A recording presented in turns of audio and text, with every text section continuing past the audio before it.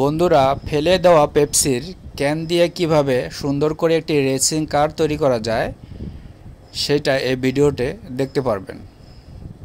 আপনি চাইলে পেপসির ক্যান দিয়ে বাসায় বসে আপনিও এরকম সুন্দর একটি রেসিং কার তৈরি করতে পারেন।